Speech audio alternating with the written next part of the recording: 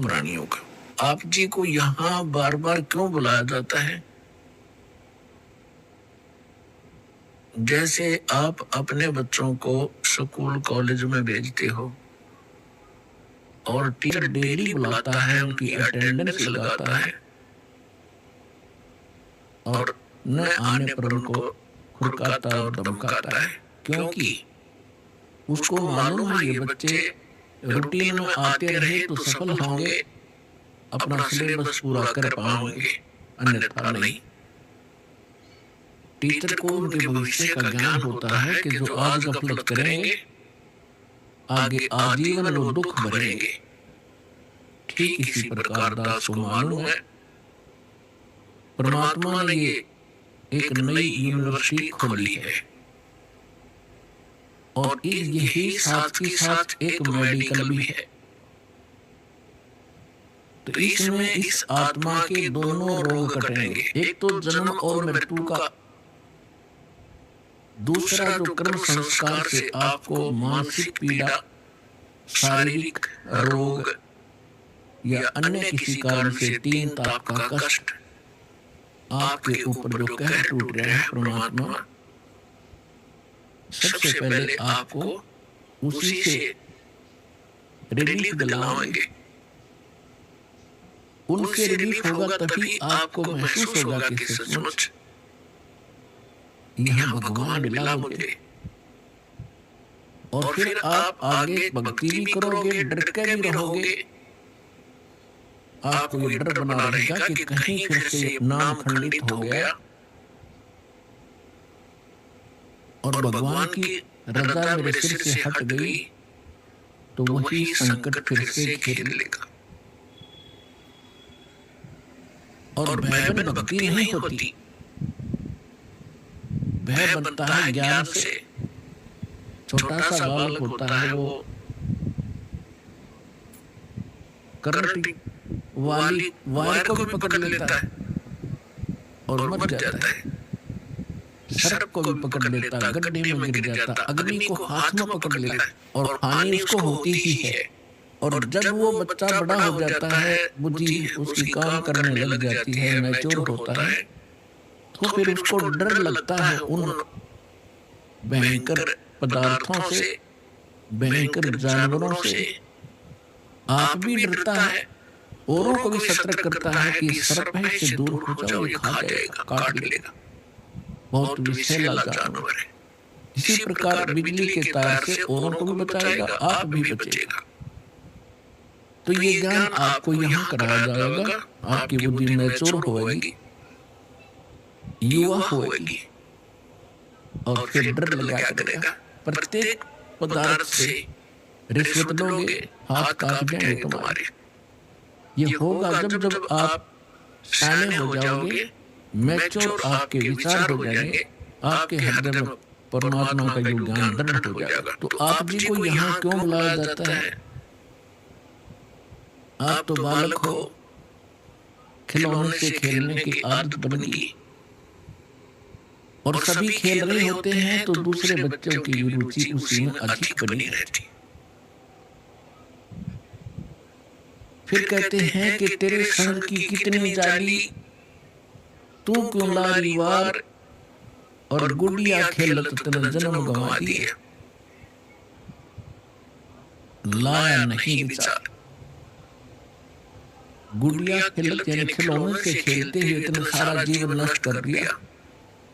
ये भी सोच के तूने अपने घर ससुराल भी जाना है और तेरे साथ की और भी बहुत जा चुकी हैं, तूने भी जाना ही होगा, इसलिए वहां जाने से पहले अपनी तैयारी कर।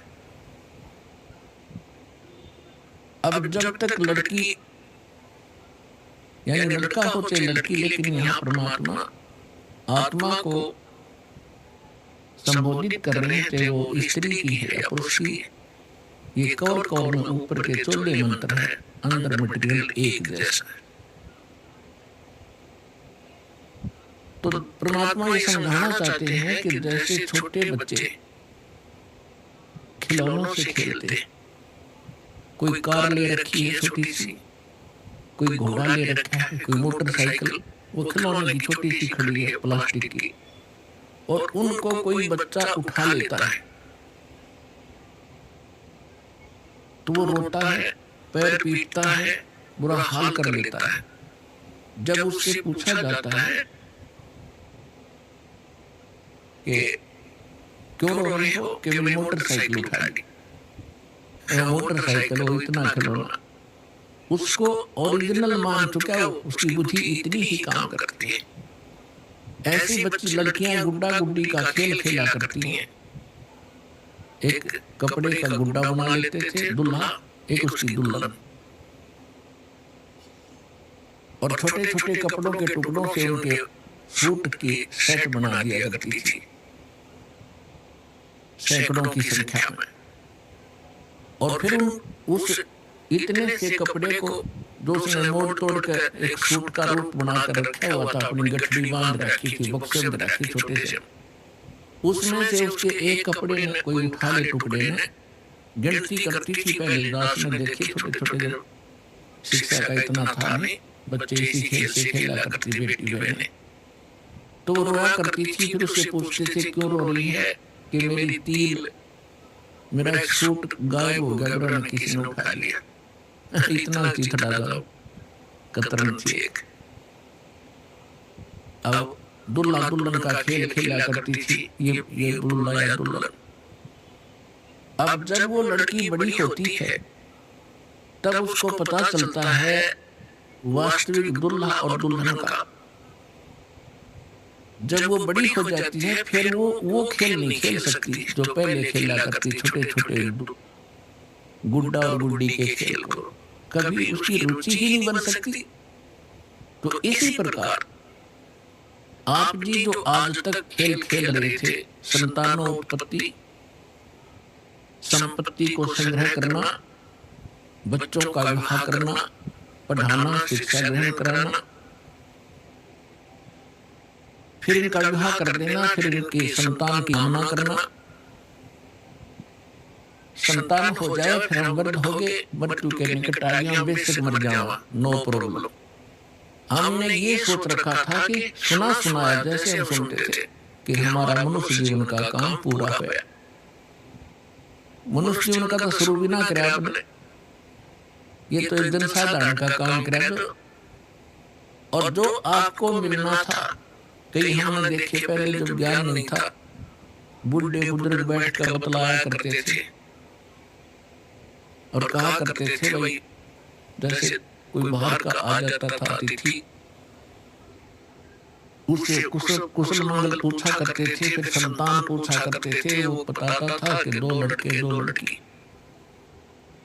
परमात्मा की दया से 2 लड़के हुए, 2 लड़की ही, उनका विवाह कर दिया। उनका भी देवता देवती होगी, पोते पोती होगी, मेरा काम पूरा होया, भगवान बेशक खा ले। बस इतना सा हमारा ये बुद्धि सीमित हो गई थी। एक युग हमने लास्ट एंड फाइनल काम मान रखा था। तो अब परमात्मा के ज्ञान से पता चला कि जो करना चाहिए था मनुष्य से वो तो शुरू भी ना कराया आपने।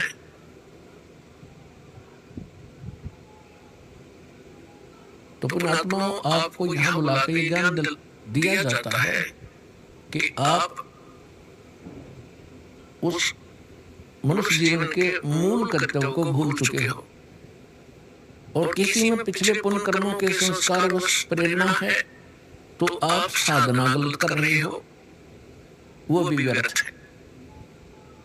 शास्त्र विधि को त्याग कर मनमाना जो आचरण करते हैं वो भी गलत है। गीता अध्याय नंबर 16 के श्लोक नंबर 23 और 24 में इसका प्रत्यक्ष प्रमाण है। तो शास्त्र अनुकूल साधना कौन सी होगी? गीता अध्याय नंबर 4 के श्लोक नंबर 32 और 34 में स्पष्ट कर दिया है। और 25 से लेकर 30 तक चौथे अध्याय में ये भी कहा है कि सब अपनी अपनी कोई ऐसी साधना करता है, कोई ऐसी करता है, कोई ऐसी करता है। ये सभी अपनी साधनाओं को पापनाशक जानते हैं।